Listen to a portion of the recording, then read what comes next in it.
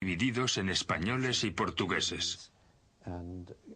Y más tarde llegaron los alemanes y los ingleses. Esto es, católicos por un lado y protestantes por otro. Y el hecho es que estaban agriamente divididos.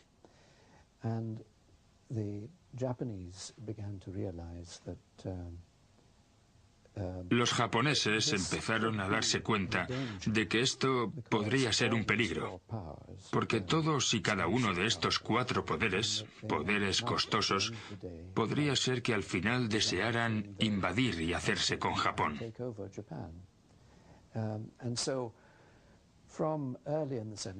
Y así, desde principios del siglo XVII, empezaron a imponer restricciones a los misioneros y sus conversos. Y más tarde, desde mediados de siglo, los expulsaron tajantemente.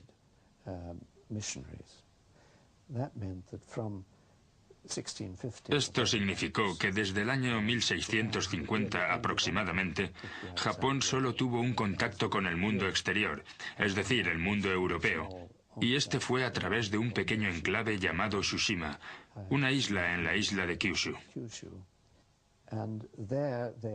Allí permitieron a una colonia alemana continuar comerciando y enseñando a los japoneses cosas como medicina.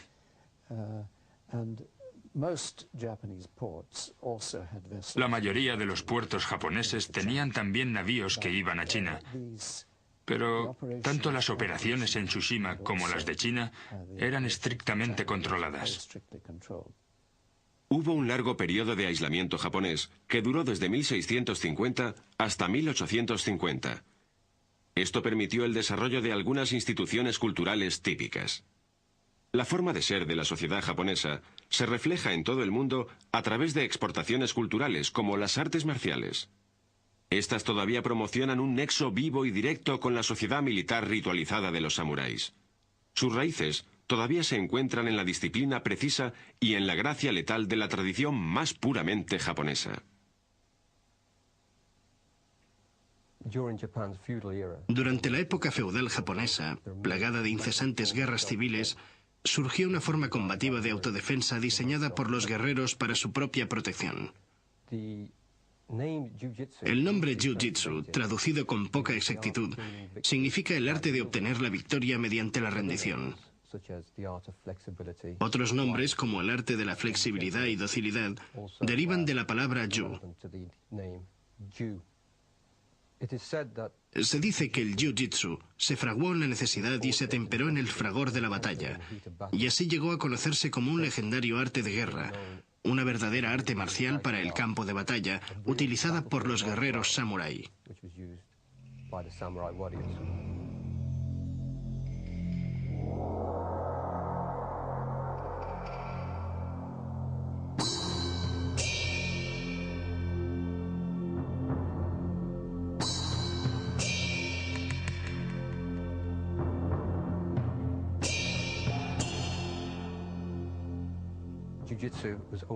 Los Jiu-Jitsu eran solo una pequeña parte de los guerreros japoneses, y así se denominaba también el ejercicio y el arte que la clase guerrera practicaba como preparación al campo de batalla. Los campesinos tenían muy poco poder y libertad en la sociedad japonesa. Los samurái estaban en la cumbre de la jerarquía, y solo el hijo de un samurái podía llegar a ser samurái. Podían matar a cualquier persona por el motivo más nimio, sin necesidad de dar explicaciones. En esta época, la administración de la tierra todavía estaba en manos de los daimyo, los señores independientes. Cada daimyo llegaba a ser lo que era por derechos de conquista, utilizando sus poderosas armas de samurái para mejorar su posición.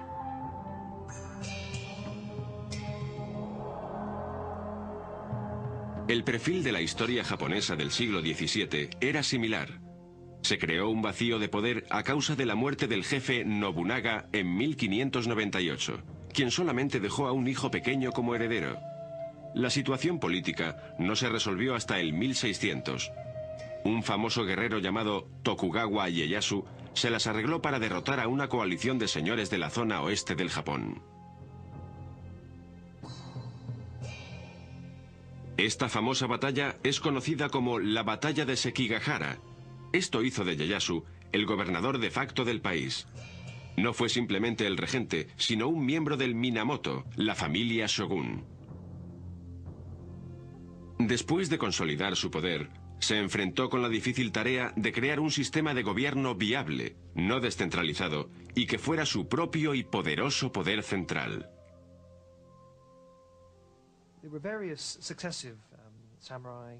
Hubo sucesivos grupos samurái que controlaron el núcleo de gobierno desde aquella época. Desde aproximadamente el año 1200 hasta final del siglo XVI, hubo varios periodos de inestabilidad por las guerras civiles como en la mayoría de los países. Pero a principios del siglo XVII, la familia Tokugawa resultó vencedora en una de las batallas más interesantes del mundo en cuanto a historia militar se refiere, ya que fue una de las batallas más importantes ganada con mosquetes. La batalla de Sekigahara capacitó a Tokugawa Ieyasu para asegurarse la primacía sobre todos los contrincantes. Y con ello comenzó la era del gobierno de Tokugawa, el cual creó su propia familia Shogun, que en realidad significa jefe militar.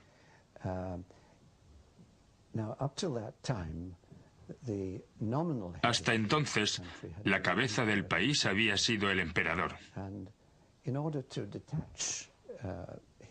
Y para separarse él y su familia de este último, cambió la capital, que estaba en medio de Japón, el Japón de Kioto y también Osaka, y la trasladó a Edo, la actual Tokio. Extrañamente no intentó librarse del emperador. Le aceptó como cabeza espiritual y siempre se dirigió a él con total respeto, incluso veneración.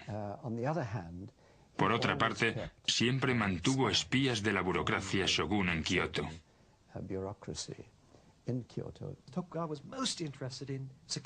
Tokugawa estaba muy interesado en la seguridad, ya que habían alcanzado el poder traicionando a la familia anterior, tomando el control, así que estaban preocupados por la estabilidad.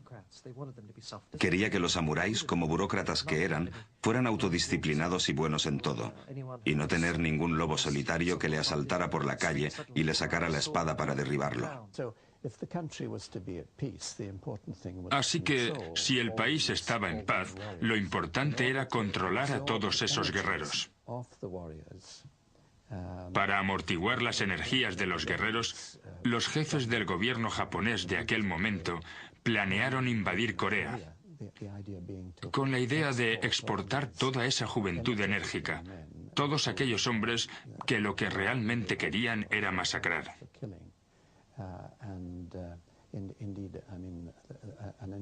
Y en efecto, Corea sufrió una invasión en el año 1590.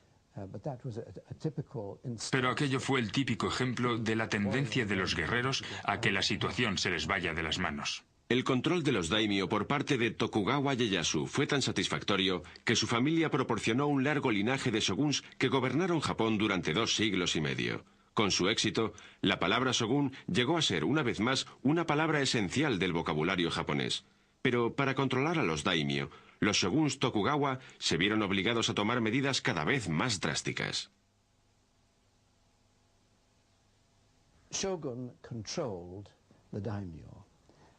El shogun controlaba el daimyo, insistiendo en que vivieran año sí y año no en Edo, la capital.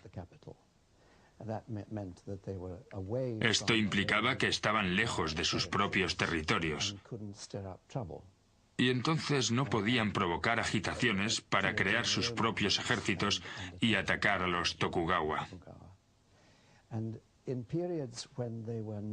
En las épocas en que no estaban en la capital, insistían en que los del daimyo debían enviar a sus esposas a Edo como rehenes.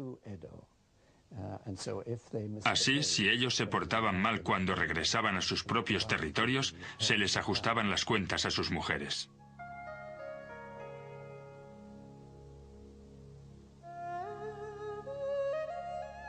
Los samurái, tradicionalmente, utilizaban a las mujeres para matrimonios políticos. Estos ayudaban a cimentar clanes y diferentes alianzas. el matrimonio político era un arma tan poderosa que Tokugawa Ieyasu lo prohibió a su llegada al poder.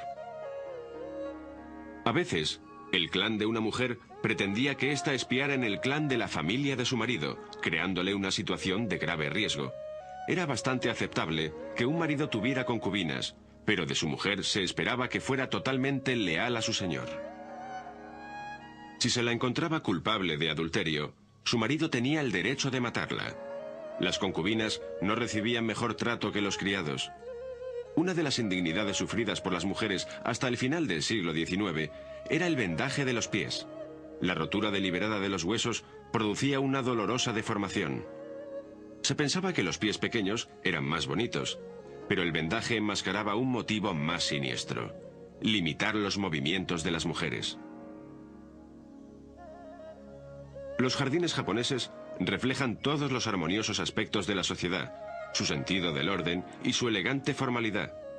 En tiempos de paz, los jardines eran considerados lugares de moda para que los samuráis se relajaran sumidos en la contemplación o escribiendo poesía. Los jardines creaban un equilibrio entre agua, piedras y puentes, y todavía hoy su estilo refleja la sociedad japonesa.